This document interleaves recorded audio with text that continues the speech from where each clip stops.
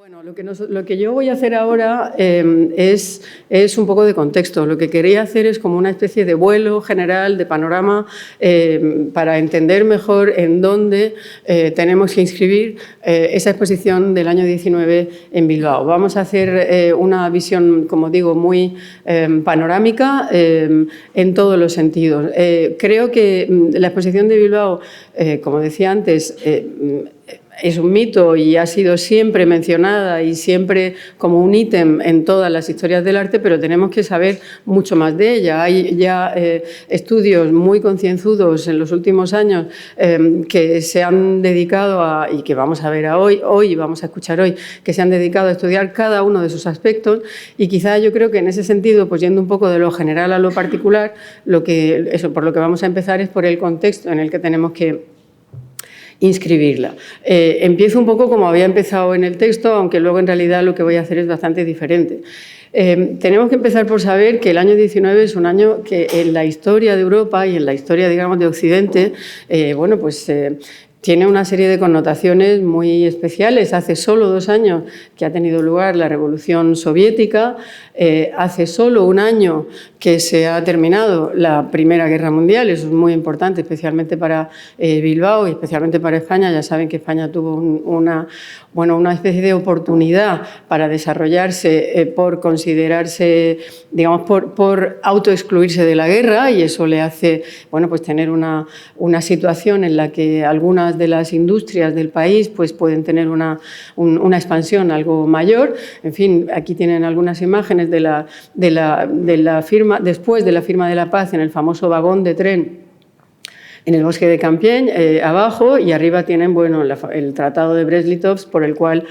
Rusia firma la paz algo antes, justamente. Una vez que se ha hecho la Revolución Soviética, se decide que Rusia tiene que salir de esa guerra, que en el fondo se consideran ajena de alguna manera, y salen antes de que acabe la guerra. Eso es un poco el contexto internacional. Eso va a tener consecuencias clarísimas en el mundo de la cultura, en el mundo del arte, digamos, la Revolución Soviética, el fin de la Primera Guerra Mundial, etc. En el mundo del mundo soviético, en el año 19, si nos atenemos a cosas que ocurren en el año 19, aunque algunas veces no saldremos de ese año estricto, pues hay que empezar por ver cómo, por ejemplo, el famosísimo monumento, la maqueta, porque nunca se llegó a realizar, del monumento a la Tercera Internacional de Tatlin, cambia radicalmente los parámetros del juego. Es decir, ya no se trata de algo que glorifica como monumento a una persona, tampoco es una especie de metáfora del heroísmo, se trata, por el contrario, de una construcción que aúna esfuerzos de muy distinto tipo. Se supone que tenía que conseguir que funcionaran conjuntamente de arquitectura, ingeniería, escultura, todo tipo de oficios, en una forma también de desjerarquización de las artes que era muy propia del mundo soviético. Al mismo tiempo, si se fijan también, pues hay algo que tiene que ver con la Torre Eiffel, es decir, es uno de los monumentos que Tatlin admira absolutamente, y era también una especie de glorificación de la nueva industria, de la nueva ingeniería, pero también del zigurat mesopotámico. Es algo que mezcla absolutamente todo y que intenta, crear una especie de punto cero de la historia, tratando de romper todos los conceptos tradicionales de lo que significaba historia del arte, de lo que significaba creación, de lo que significaba belleza. Ya no estamos hablando de belleza, estamos hablando de otras cosas, estamos hablando de empezar de cero una historia con un arte que tiene que ser también nuevo. Al mismo tiempo se está produciendo, por ejemplo, en la ciudad de Weimar, en Alemania,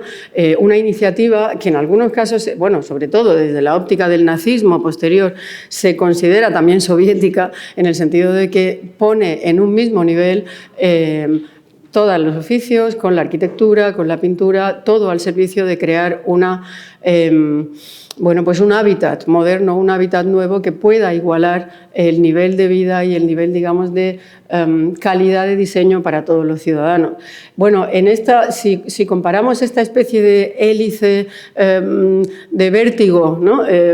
Que podemos encontrar en la maqueta del Monumento a la Tercera Internacional con esta fachada absolutamente ordenada, quizá podamos entender las diferencias que hay también entre los proyectos estrictamente soviéticos y el proyecto de la Bauhaus, aunque, como digo, tenían también desde determinadas ópticas muchos aspectos en común. Fíjense en esa estructura cuadriculada, fíjense en esa idea, bueno, fíjense simplemente en esa palabra clave que es estructura, que es una palabra importantísima en ese momento, es decir, la cuadrícula, todo aquello que ordena, todo aquello que sirve para contemplar de manera racionalizada la realidad. El mundo desde la óptica de la creación, del mundo desde la óptica de la construcción. Bauhaus significa casa de construcción y en realidad lo que hacía esta Bauhaus de Weimar era renovar pues, todo un movimiento, la famosa Werkbund, que era un movimiento por la restauración, digamos, de los oficios artesanales, etcétera, etcétera, desde una óptica mucho más moderna, mucho más contemporánea. Esa misma idea de cuadrícula, esa misma idea de estructura, esa misma idea de racionalidad es la que también podemos ver, por supuesto, en todo el movimiento neoplasticista de Mondrian. Les pongo aquí una obra explícitamente del 19, pero ya saben que, bueno, pues justamente Mondrian empieza a hacer este ejercicio de raciocinio justo en el contexto de la Primera Guerra Mundial. Él, muy influido por las teorías de la teosofía, piensa que en realidad la humanidad va siempre a mejor, va siempre, digamos, en un camino de progreso, a pesar de todas las guerras que no son más que una especie de contratiempo que para nada es insuperable. Todo es siempre digamos, hacia un camino, o sea, en un camino hacia la espiritualización, que lo que hace es dejar atrás los particularismos de las formas individuales. Al mismo tiempo que está ocurriendo todo este ejercicio por la racionalización, por dejar al lado lo emocional y centrarse exclusivamente en lo mental, está ocurriendo otra cosa completamente contraria, completamente opuesta, que es el movimiento Dada, que también se origina en el contexto de la Primera Guerra Mundial. Bueno, aquí tienen algunas de las revistas. Pero hay una invitación a una de las famosas soirées, a uno de esos famosos eventos que empezaban a hablar ya, bueno, pues de performance, ¿no? Mucho antes de la performance entendida en el mundo contemporáneo. Pero fíjense, en el mismo 19 empieza también a producirse algo que es, bueno, por supuesto, Dada puede considerarse también en ese sentido, que es el germen del movimiento surrealista, que es, bueno, pues la idea de la escritura automática. El famoso libro de los campos magnéticos de Breton y Philippe Soupault se publica justamente en el año 19. ¿Todo esto qué quiere decir? Pues quiere decir que hay como dos movimientos contrapuestos o que podemos, digamos, simplificar toda la complejidad de ese momento del arte en dos líneas, digamos, que polarizadas, una hacia lo muy racional, hacia lo muy estructurado, hacia lo muy ordenado, y otra hacia lo irracional, hacia lo emocional, hacia lo que no tiene que responder a ninguna norma precisa. En ese contexto de irracionalidad y sobre todo de irreverencia que promovía Dada, tenemos que situar también en el año 19 una obra clave sobre todo para la historia del arte posterior, porque como se pueden imaginar, este tipo de acciones tenían en su momento una repercusión muy limitada. Lo que ocurre es que para nosotros, bueno, son importantísimos por lo que tienen de desencadenante posteriormente. Ya saben ustedes que la historia del arte se escribe hacia atrás y por lo tanto rescatamos a veces cosas que en su momento fueron muy pequeñas y que después nosotros, sin embargo, consideramos fundamentales. Bueno, pues ya saben que es el momento en el que Marcel Duchamp, en ese contexto Dada, se permite hacer una especie de sacrilegio, que es el de modificar una postal de la Gioconda, que era, por supuesto, el mito donde los haya de la historia del arte, el mito de la belleza, el mito de la perfección. Por supuesto, Leonardo da Vinci también lo era como artista. Bueno, pues Para empezar, convirtiéndola en un personaje diferente, pintándole bigote y barba, y para terminar, colocando unas iniciales debajo que se leían el chaud au cul, como ella tiene el culo caliente. Es decir, era algo que era lo más irreverente posible que se podía hacer en ese momento. Eso queda después un poquito amplificado con la publicación en la revista 391, que es una revista, algunos de cuyos números se publican justamente en Barcelona, porque uno de los personajes que hay detrás de esa revista es Francis Picabia, que había empezado a trabajar en la revista cuando se llamaba 291, con el nombre, con el número, vamos, de la Quinta Avenida, en donde estaba la galería de Alfred Stieglitz, y que cuando pasa el tiempo y empieza a publicarse también en Barcelona, pues cambia el primer dígito y empieza a ser 391. Entonces, hay un primer movimiento, como digo, de ampliación del efecto de esa gamberrada, de esa irreverencia que es pintar la Gioconda con bigote, en la publicación de esta revista 391 con Francis Picabia detrás. Bueno, Francis Picabia nos interesa mucho en ese contexto porque Francis Picabia efectivamente tiene un contacto claro con España. Francis Picabia, bueno, había siempre digamos, presumido de tener orígenes españoles, su familia era de origen, una parte de la familia era de origen cubano y de ahí, digamos, él infería que había también familia española, etc. Francis Picabia está haciendo, fíjense ustedes, este tipo de imágenes en el año 19 que están hablando, como diría Alfred Barr, con ese lenguaje de estética de la máquina,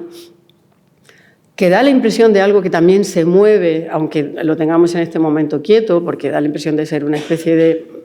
parte de un motor o algo similar, pero que empieza a utilizar algo que nos interesa, que son esos círculos concéntricos que nos vuelven a hablar de Torbellino, aunque fíjense que él, en lugar de hablar aquí de movimiento, intenta contrapesarlo con el título, llamándolo balance, llamándolo equilibrio, algo que está, digamos, sosegado, equilibrio. Francis Picabia, como digo, pasaría un tiempo en Barcelona, tendría una gran conexión con las galerías Dalmau de Barcelona, uno de los centros fundamentales de la vanguardia artística en España en la época. Es una galería, como ven, con un espacio, bueno, pues como eran los espacios de la época, que estaba en la calle Portaferrisa, es decir, en el centro de la ciudad de Barcelona. Esta exposición tiene lugar más tarde. Ya ven que vuelve a haber dianas expuestas o, digamos, círculos concéntricos o geometrías en todo caso, pero al mismo tiempo ya ven que hay también figuras, bueno, pues como de manolas, un poco como haciendo una especie de crítica satírica o no a todo ese mundo del folclorismo que había puesto tan de moda en París una serie de artistas españoles con eso que llamaban la españolad, entre otros también Zuloaga, por ejemplo, ¿no? Ahora volveremos a ello. Fíjense, una de las cosas interesantes que he visto en este catálogo de las galerías Dalmau es que en medio de esa idea de Torbellino, en medio de esa idea de movimiento que se supone que tienen, en medio de esa idea de vórtice, ¿no?, que se supone que tienen todos esos círculos concéntricos, hay siempre ese contrapeso puesto con el título, ¿no? Entonces, si en la máquina que parece estar moviéndose, aunque ahora esté detenida, hablamos de equilibrio, en esta otra página hablamos de astrolabio. Es como un deseo de orientarse en medio de la desorientación, en medio de todo el lío, en medio de todos los cambios que se están sucediendo en la Europa de la época. Ya saben que los astrolabios eran, bueno, pues una máquina que servía justamente para eso, ¿no? Francis Picabia es uno de los personajes que pasan por España durante la Primera Guerra Mundial y que después siguen teniendo un contacto con España, como decía, porque él decía tenerlo ya desde antes también, pero es interesante, bueno, aquí tienen además el cartel, ya ven, la diana, otra vez, los círculos concéntricos, los juegos, digamos, de visión, pero también esa idea de acertar y de radicarse, ¿no?, en un determinado momento, en un determinado lugar. Como digo, esa galería Dalmau había sido muy importante. Hablábamos antes de las guirnaldas, fijaros las guirnaldas que veíamos en la foto de la entrada del Museo de Bilbao, ya ven que las guirnaldas era algo que significaba, ¿no?, esa especie de momento especial en la época, claramente. Antes, aquí en el año 12, en esas mismas galerías, ha habido una exposición fundamental, que es la exposición de arte cubista, que es la primera exposición que se hace de cubismo fuera de París, muy importante. impresionante, con una intervención crucial de Juan Gris. Juan Gris está en contacto con Josep Maria Junoy, uno de los críticos importantes de la Barcelona de la época, y es a través de Junoy como se hace bueno, pues toda esa organización Junoy, Dalmau, Gris para, bueno, pues para poner en marcha esa primera exposición cubista en Barcelona. Hablábamos antes de la idea de estructura, he mencionado antes la palabra estructura, y aquí es clave, porque sirve a próceres, digamos, como Eugenio d'Ors, en ese contexto, para, de alguna forma, blanquear el cubismo, es decir, quitarle peligro a la posible radicalidad del cubismo, reivindicándolo como una especie de nuevo clasicismo, como algo que tiene que ver con medir, algo que tiene que ver con mesurar las formas, pensándolas como estructura, por encima de todo como estructura, es decir, como una nueva proporción. Esa exposición cubista se produce en Barcelona, como decía antes, que en algunos otros lugares. Solamente había habido bueno, pues la presentación en el año 11 en el Salón de Otoño de esa primera sala cubista, había habido también el Salón de Otoño de París, y es antes de que se produzca en Nueva York el famoso Armory Show en el año 13, que supone una especie de revolución absoluta. Muchos de los críticos de la época se sienten completamente ultrajados por aquello que se estaba exponiendo allí. Pueden ver en la foto de la exposición que en realidad era una exposición absolutamente ecléctica, como nos ocurre casi siempre cuando hablamos de estas exposiciones que marcan, digamos, tanto escándalo, que causan tanto jaleo, ¿no? Pueden ver un Brancusi en primer plano, pero por lo demás pueden ver esculturas pues, perfectamente, digamos, digeribles para un gusto de vista medio, para un gusto medio. Sin embargo, había ahí también, por ejemplo, pues el famoso desnudo bajando la escalera de Marcel Duchamp, que es probablemente el que más centra digamos, el miedo a lo nuevo de ese público norteamericano, de ese público neoyorquino, que en ese momento era un público esencialmente provinciano en lo artístico. Piensen que falta mucho tiempo para que se cree el MoMA, que no se crearía hasta el año 29. Justamente, y eso también es importante como lección para los que estamos en el mundo de los museos, justamente en el contexto de la crisis bursátil del 29, cuando se nos dice que no hay dinero, cuando se nos dice que es un problema, que los museos son lo último, en pleno crack del 29 es cuando se crea el MoMA en Nueva York.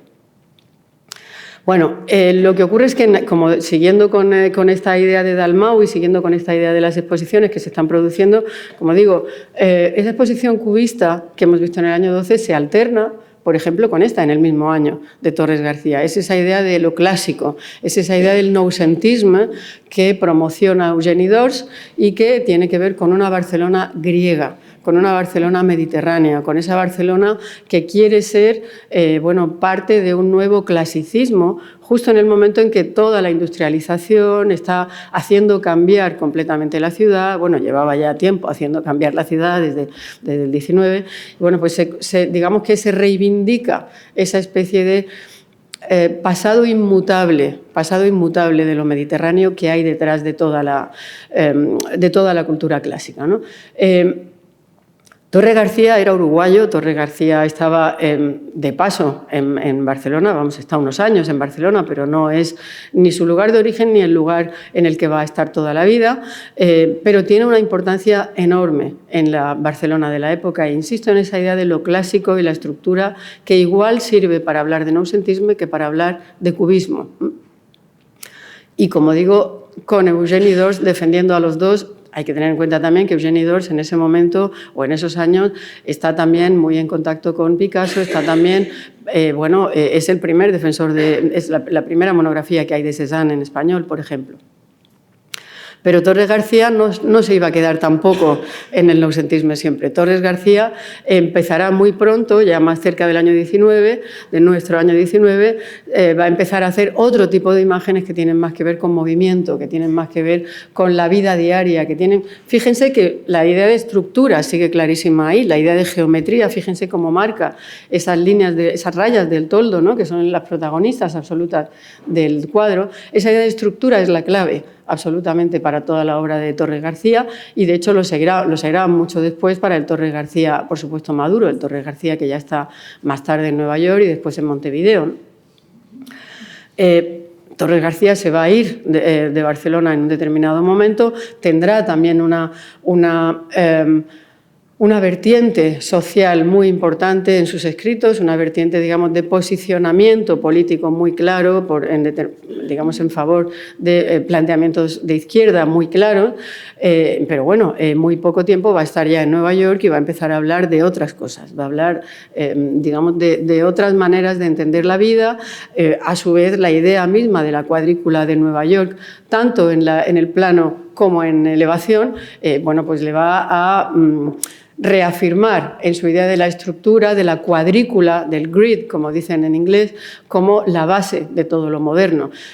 Por supuesto, no sería lo único que le ocurriría. Ya saben que mucho después, cuando Mondrian fuera a Nueva York, le ocurriría exactamente lo mismo. Se reafirmaría en esa cuadrícula que ya había puesto en marcha con el neoplasticismo desde Holanda, ¿no? ¿Qué había pasado entre este Torres García y este Torres García o este Torres García? Bueno, pues que había llegado a Barcelona también otro uruguayo, Rafael Barradas, que venía de Italia, traía aprendido toda esa idea de movimiento, toda esa idea de vértigo también que suponía el futurismo italiano, y bueno, aplica a la iconografía más o menos costumbrista de la Barcelona de la época, pues esa nueva idea, ¿no? Y aquí es lo que pueden ver en este kiosco de Canaletas, bueno, que es una de esas imágenes que identificamos con el movimiento que él mismo bautiza como vibracionismo. Muy importante esa palabra también, esa idea de vibración, como digo, vértigo, movimiento. No por casualidad hay un libro también muy conocido sobre esa época que se llama Los años de vértigo, ¿no? Pero fíjense otra vez el vértigo, otra vez los círculos concéntricos, otra vez el zigzag, otra vez las líneas blancas y negras como veíamos en el entoldado, en este anuncio que hace Miró en el año 19 de la revista L'Instant, para anunciar la revista L'Instant, esta revista quincenal. El propio Miró iba a exponer un poco antes, en el año 17, en la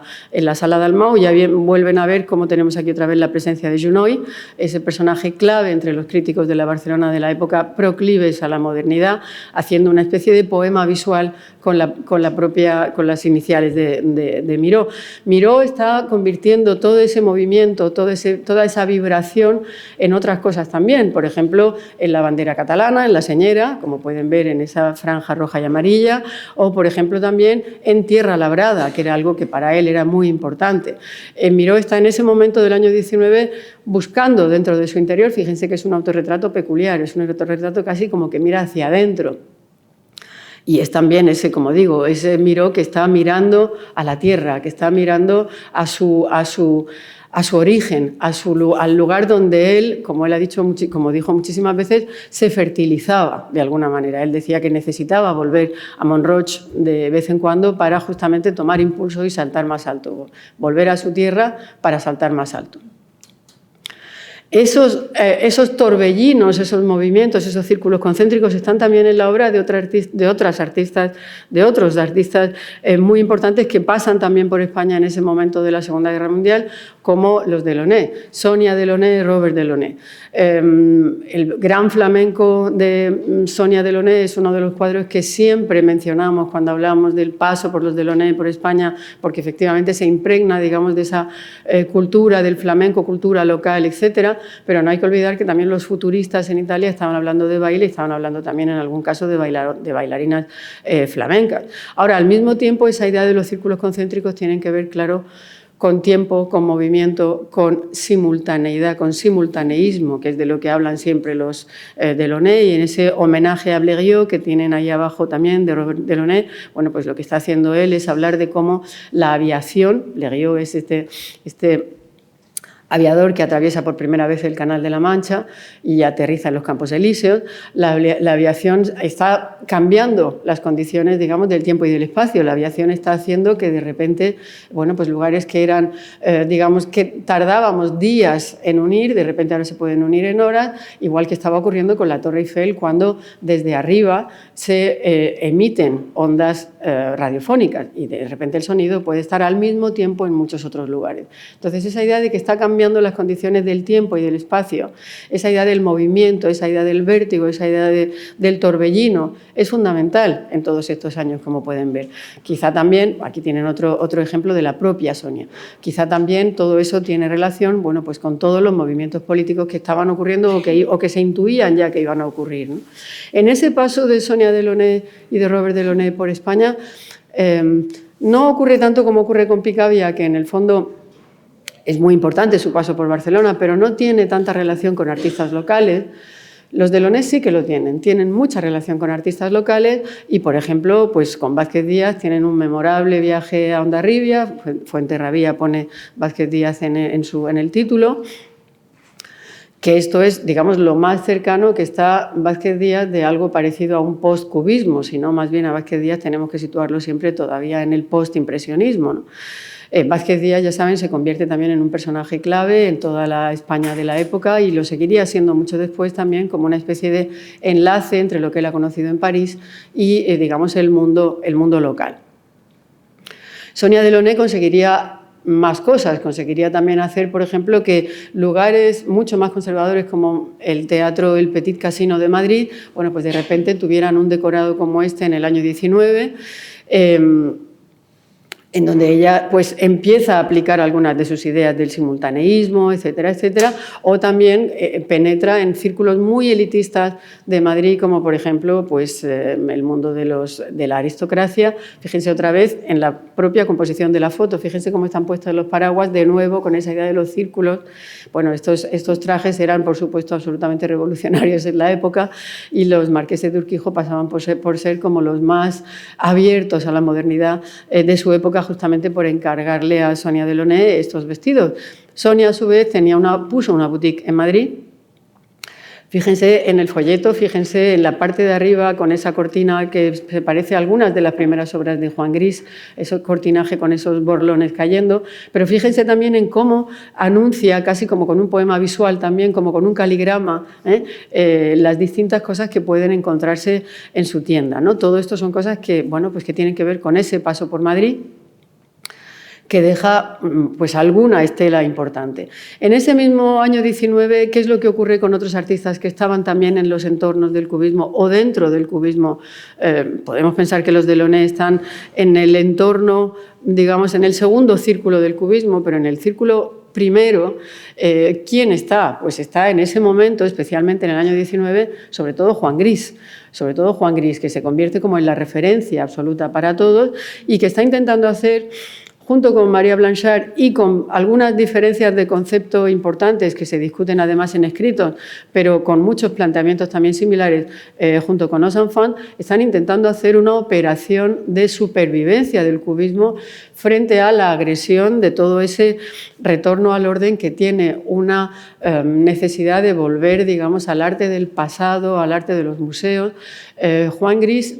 bueno, y por supuesto al arte puramente francés. En el fondo, el cubismo se consideraba por muchas razones un arte extranjero. Para empezar, en este caso siempre, digamos, dejamos de lado a Braque, que era muy importante, pero en fin,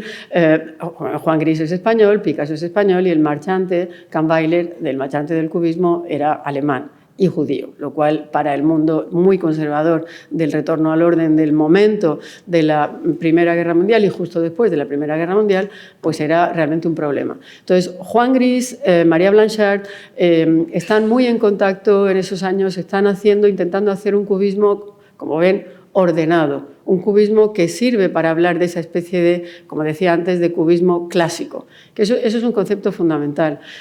Juan Gris habla de arquitectura plana y coloreada cuando habla del cubismo. Fíjense, arquitectura, volvemos a hablar de esa idea de estructura otra vez. Para eso tienen una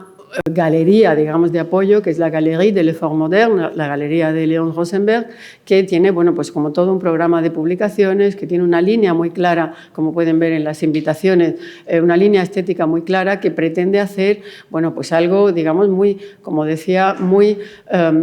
clásico, muy elegante del cubismo, de manera que no asuste a sus posibles compradores, de manera que no asuste al mercado. ¿Picasso qué está haciendo entonces? Bueno, pues Picasso está, en el año 19, Picasso está en Londres, o va a Londres en ese momento, es el momento Olga, digamos, dentro de Picasso, dentro de toda la obra de Picasso, es el momento en el que está trabajando también de una manera muy clara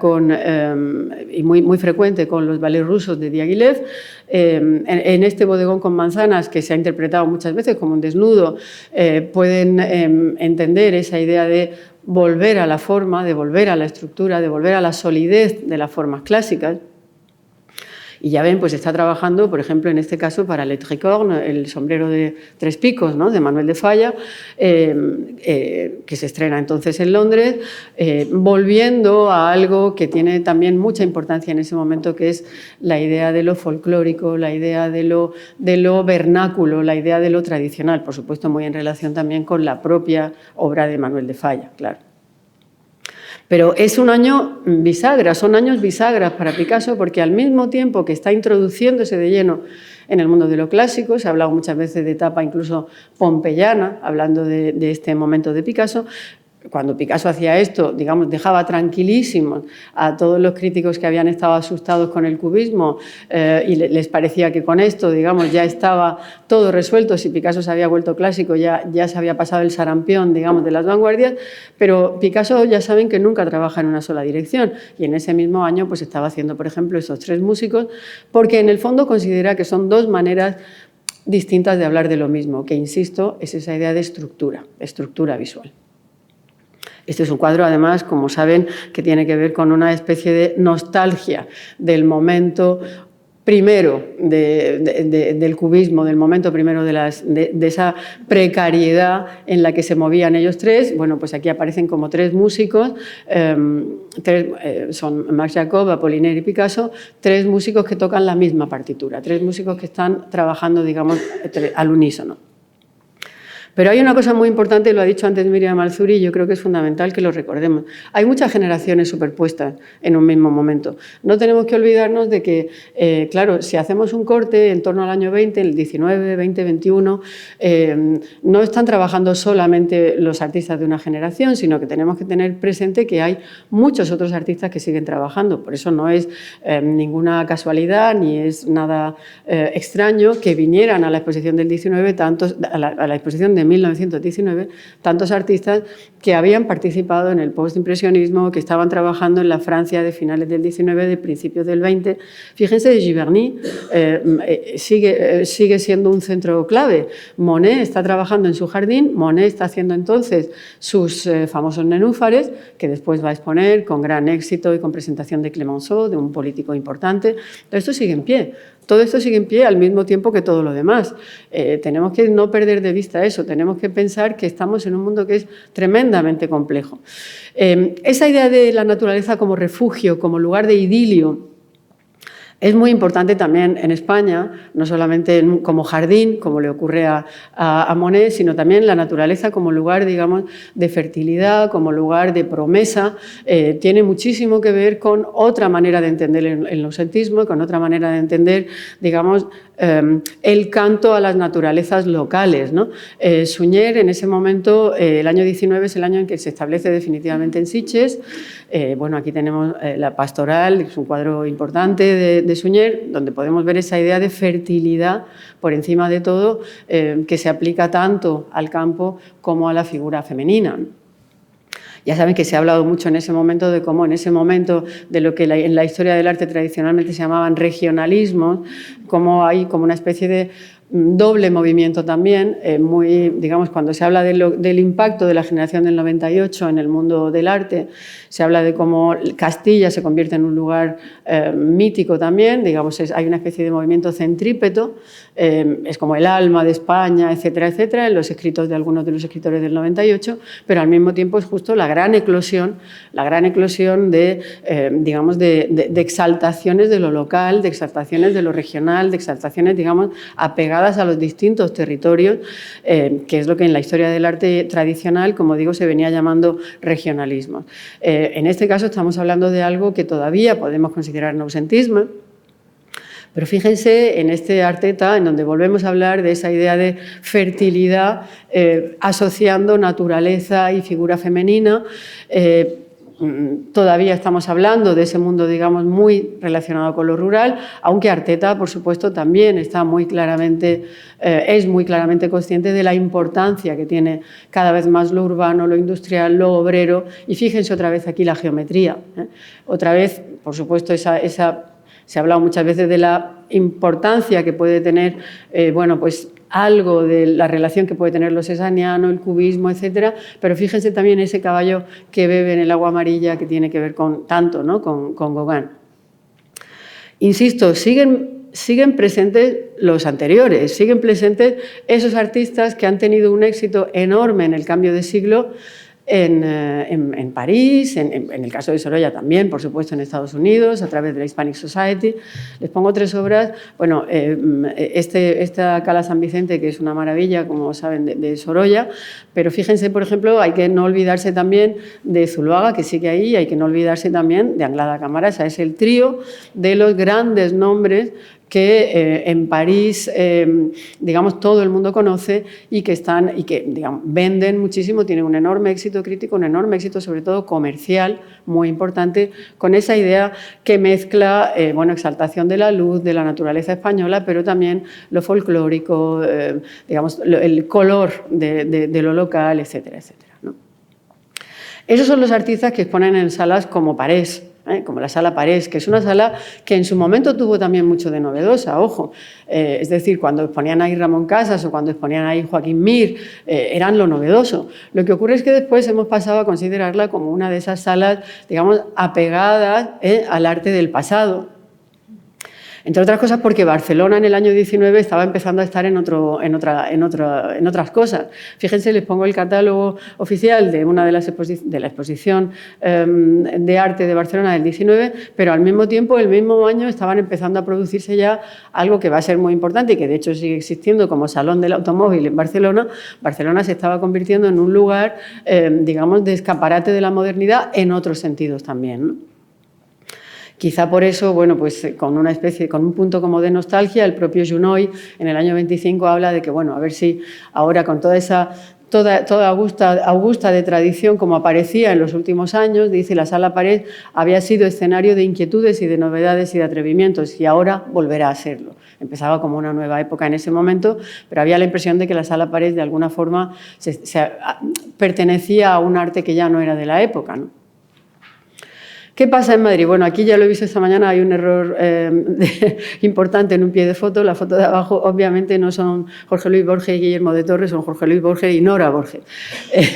Está claro que Guillermo de Torres no tenía ese abrigo ni ese pelo, ¿no? Saben que uno de los lugares importantes también en donde ocurren cosas interesantes en España en la época y en Madrid en particular son los cafés. Y en el caso concreto del ultraísmo, que es un movimiento muy importante que ocurre justamente por esos mismos años que la Exposición Internacional de Bilbao del 19,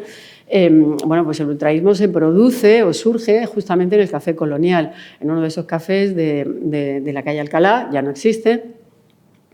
en donde, bueno, pues se unen una serie de personajes fundamentales, sobre todo del mundo de la literatura, pero también algunos de las artes plásticas, un grupo de polacos, por ejemplo, como Ladislas Jal, que aparecen en Madrid en ese determinado momento, pero bueno, sobre todo Nora Borges, Guillermo de Torre, bueno, pues por supuesto también Jorge Luis Borges y bueno, y muchos otros poetas y literatos de la época que van a dar lugar a revistas como Ultra o la hermana, digamos, sevillana de Ultra, que es la revista Grecia. Fíjense en el nombre, que otra vez nos vuelve a salir Grecia, en medio de toda esta especie de deseo de romper. Al mismo tiempo hay también un deseo de mirar atrás y de volver a ese origen, digamos, puro que se considera que está en Grecia, ¿no? Frente al ultraísmo de Guillermo de Torres se produce también otro movimiento literario muy relacionado con las artes plásticas, que es el creacionismo de Vicente Huidobro, también, en este caso procedente de Chile, que había estado en una relación muy cercana con Juan Gris y con María Blanchard, justamente. De hecho, Juan Gris en algunos casos le hace recomendaciones de cómo cambiar algunas palabras en sus poemas para que tengan una visión más plástica, y de hecho también ilustra algunos de sus libros más importantes, como Horizon Carré. Fíjense también cómo bueno, pues concibe algunos de sus poemas de nuevo de una manera plástica, como un caligrama. Bueno, pues ahí los tienen, en esa foto en la que aparece Huidobro, Juan Gris y Lipchitz. En ese mismo lugar está también María Blanchard, que justamente no aparece, no sé si por razones, digamos, de timidez o por qué, pero quizá es ella misma la que hace la foto, pero en todo caso sabemos, tenemos mucha documentación de Juan Gris, de sus cartas, hablando de cómo está María Blanchard con ellos en ese momento. Es decir, poesía y pintura también están muy cerca siempre, igual que ocurría en el ultraísmo, ocurre también en el creacionismo y en su relación con el cubismo. Y claro, también quería mencionar a Gerardo Diego, que por supuesto está muy pendiente de todo esto y que está también carteándose con Juan Gris, etcétera, etcétera, ¿no? Esas tertulias tienen quizá un punto, digamos, más conocido en la famosísima tertulia de Pombo. Este cuadro es un cuadro del año 20. Por supuesto, esas tertulias habían empezado antes, es decir, cuando en el año 19 se está produciendo en Bilbao la exposición, esa tertulia existe, y es una tertulia, bueno, pues que retrata a Ramón Gómez de la Serna, que retrata Solana, aquí veo también otra errata, que retrata Solana con Ramón Gómez de la Serna en pie, que es digamos, el alma, el corazón de toda esa tertulia. Tienen ahí digamos, un retrato colectivo, casi como esos retratos holandeses de las guildas, tienen aquí un retrato colectivo del mundo de la crítica y de la literatura de la época. Algunos de ellos, como Manuel Abril, son algunos de los críticos más importantes para la vanguardia en la época, y aquí tienen una foto de ese mismo momento. El Café y Botella del Pombo tampoco existe ya, se supone que era bastante menos lujoso que el Café Colonial, pero como ven, bueno, pues era un lugar en donde se reunían y donde discutían todos estos críticos que en algún momento, cuando vemos sobre todo este cuadro, nos da la impresión de que estamos hablando de algo casi decimonónico, pero no se nos tiene que olvidar que Ramón Gómez de la Serna es un personaje clave en la llegada de la modernidad a Madrid. Aquí lo tienen retratado por Diego Rivera, al que había incluido en su famosa exposición de pintores íntegros, en la que también estaba María Blanchard en el año 15, y que de hecho había expuesto a Marinetti, había, digamos, expuesto las teorías de Marinetti muy pronto, haciéndole firmar un texto exclusivo para los españoles, una proclama exclusiva para los españoles en su revista Prometeo en el año 10. ¿Qué está ocurriendo mientras en otros museos, en otros lugares? Bueno, el Prado está viviendo un momento de convulsión por el famoso robo del Tesoro del Delfín, que, como ven, se exponía entonces en la galería central. Las exposiciones nacionales siguen, el Prado sigue siendo, por supuesto, una referencia importantísima para todo el mundo. Las exposiciones nacionales siguen su curso. Fíjense, aquí les pongo 3 portadas. La más de la derecha, la que está más a la derecha, es ya de los años 50, pero se lo pongo a posta para que vean hasta qué punto no cambian en absoluto el estilo ni el sentido, digamos, de esas exposiciones. Son unas exposiciones muy conservadoras, muy apegadas, digamos, a los gustos a los gustos más conservadores de la academia. Aquí tienen una imagen de la inauguración de la edición de 1922 con la escultura de la noche de Juan Cristóbal, que obtuvo la primera medalla. Esas primeras medallas, obras que eran premiadas con las primeras medallas, en muchos casos pasaban al Museo de Arte Moderno. Aquí tienen esto está tomado del archivo digital de ABC, el fotógrafo es Ramón Alba, y aquí, bueno, pues pueden ver cómo se exponía o cómo eran esos salones. Ahí tienen a Anglada Camarasa marcado con la cruz, delante de una de sus obras más importantes. Ya saben que Anglada Camarasa, y por eso me importaba también traer esta imagen, tiene una sala propia en la exposición de Bilbao del año 19. Aquí tienen otra imagen importante para enseñar un poco cómo funcionaban esas exposiciones nacionales, esa idea que ahora nos parece absolutamente estrambótica, esa idea de que había que barnizar los cuadros justo antes de la inauguración, pues la tienen ustedes reflejada en esta foto. Y fíjense en el cuadro de la izquierda, que es este Eugenio Hermoso, La fiesta del pueblo, que es uno de los que pasan efectivamente a formar parte de los fondos del Museo de Arte Moderno. Ese Museo de Arte Moderno que, por tanto, no tiene, digamos, una capacidad importante para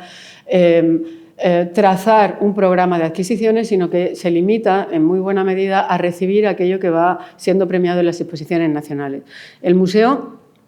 de Arte Moderno estaba originalmente en los bajos de la Biblioteca Nacional, tenía un espacio muy pequeño, y en la época que nos interesa está dirigido por Mariano Benlliure, que es un escultor, que es a la vez también director general de Bellas Artes. Ahí tienen una vista de las salas del museo. Es un escultor, digamos, tradicional, es un escultor, bueno, por otro lado, muy amigo de Sorolla. Aquí lo tienen retratado por Vázquez Díaz, que hace este tipo de escultura sentimentalista, anecdótica, que tiene un enorme éxito de público, y que, bueno, pues de alguna forma permanece ajeno a todo lo que está ocurriendo en París o en otros lugares, en Nueva York,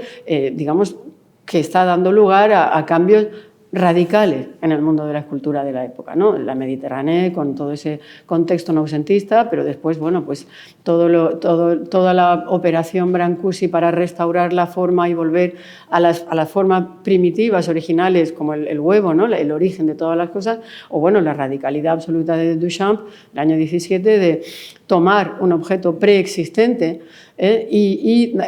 considerarlo una escultura propia, ¿no?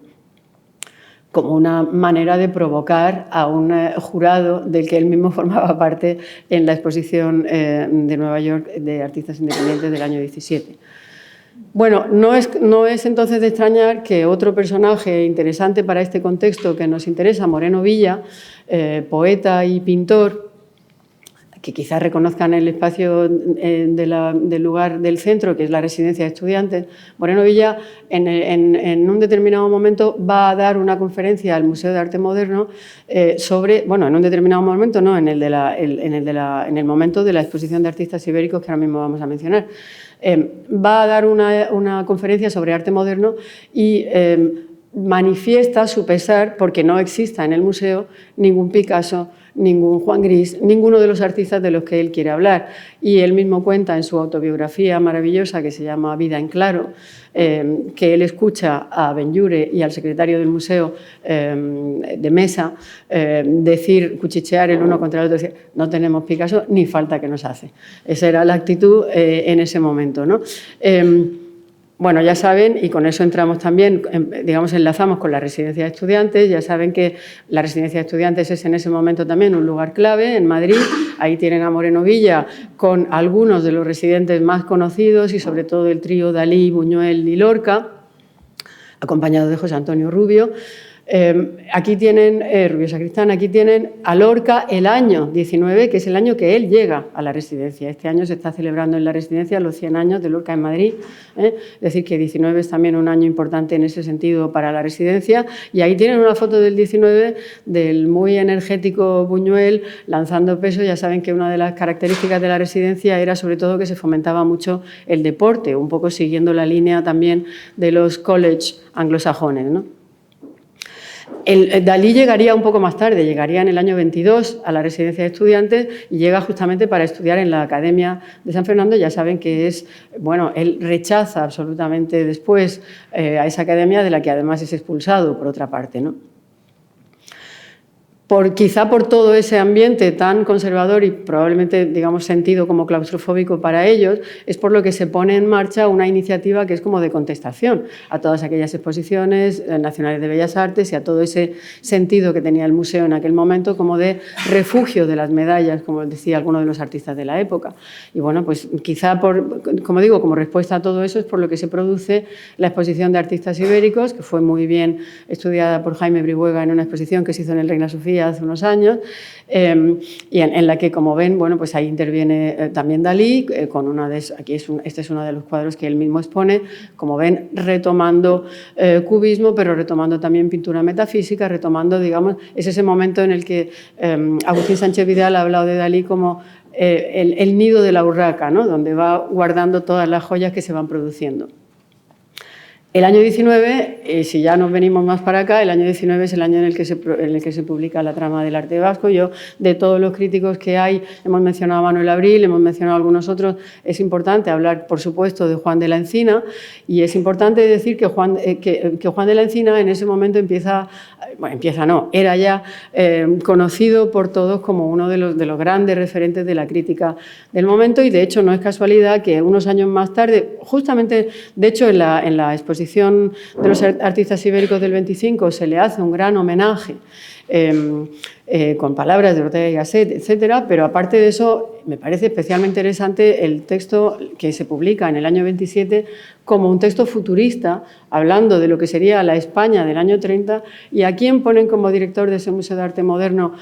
para que deje de ser refugio de las medallas de las exposiciones nacionales, pues precisamente a Juan de la Encina, que después efectivamente sería director del Museo de Arte Moderno. No puedo hablar de Juan de la Encina delante de Miriam Alzuri, así que paso ya enseguida, solamente para decir que, bueno, es también buscando alternativas a lo oficial. Se produce en Madrid el Círculo de Bellas Artes, que se había creado mucho antes, a finales del 19, ya de hecho en 1880, pero que se inaugura justamente en 1926. Ahí ven con la presencia del rey. Y bueno, en ese mismo escenario del principio de la Gran Vía y la calle Alcalá, del cruce de la Gran Vía y la calle Alcalá, en el año 19 lo que se están empezando a producir son movimientos como este. Es un momento de mucha convulsión, como saben, es un momento en el que están ocurriendo muchas cosas en el terreno político, en el terreno social, internacionalmente y también localmente. Y bueno, pues ese es el contexto en el que se produce esta exposición del año 19 a la que nos vamos a dedicar todo el día de hoy, de la que van a hablar todos mis compañeros posteriormente. Así que nada más, con eso acabamos esa especie de recorrido y terminamos con Bilbao. Muchas gracias.